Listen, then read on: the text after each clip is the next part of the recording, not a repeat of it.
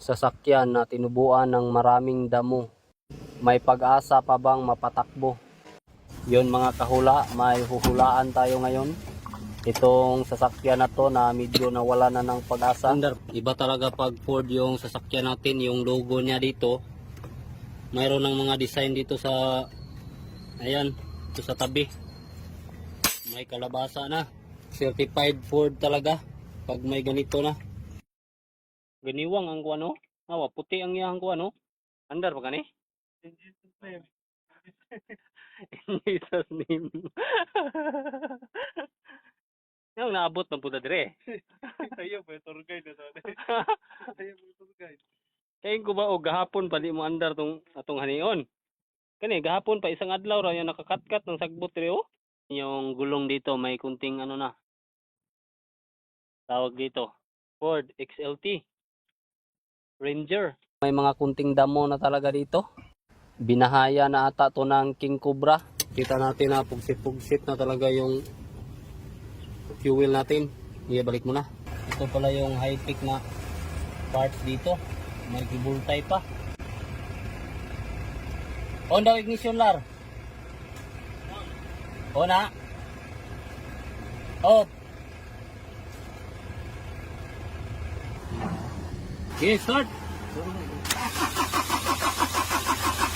Oh. Unang suspect natin dito, suction valve. Kaya tinanggal na natin. So ito, parang ano na siya dito, parang gikugmo na. Ito na yung parts na ikakabit natin. Ayan. Tawdi. Oh. Kinabit na ng kasama natin yung suction control valve. Okay, start.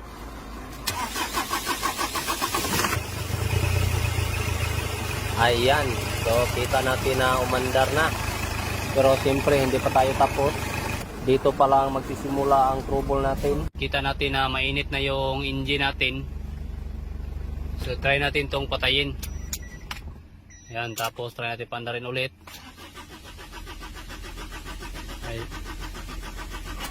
Ayan, so ayaw siyang umandar kahit na mainit na. Problema natin dito ay ayaw siyang mag-start kahit na mainit na siya. So ang gagawin natin ay lagyan muna natin ng kati. Okay, start.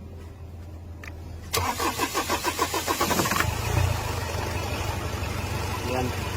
So umaandar siya kapag nilagyan natin ng kati. Pero pag hindi natin nilagyan, ayaw umandar. Okay, paluwa. Okay, start.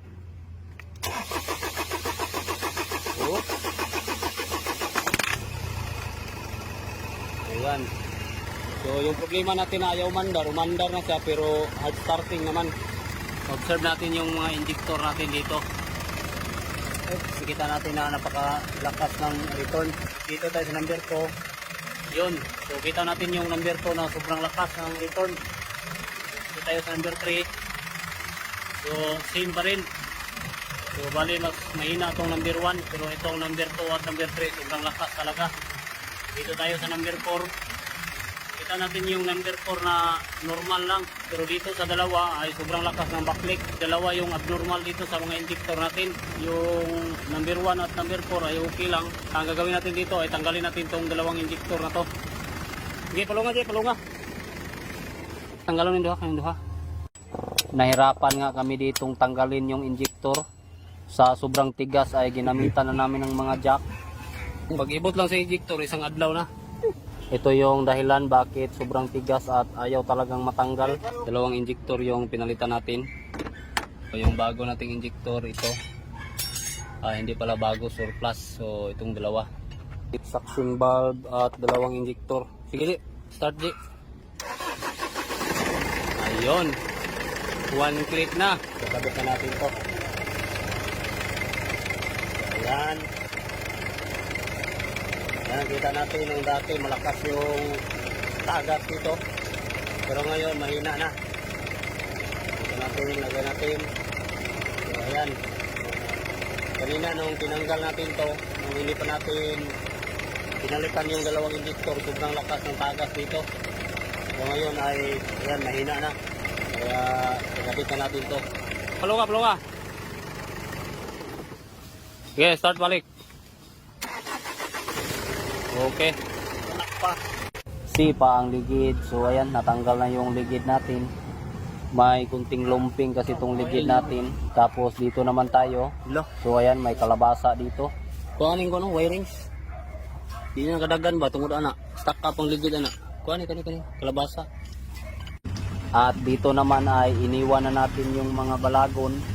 So ayan, kumapit talaga sila ng husto. Sige, ayan, kapit kayo. Iwan na namin kayo ngayon. Kita natin yung ilalim, marami pang balagon yung nakakapit. Iniwan na natin yung kalabasa.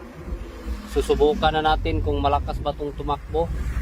Medyo matagal-tagal din kasi itong namahinga. Overtake pataka agad yung gagawin natin dito. So ayan, medyo hindi natin pinabot ng 100 yung takbo.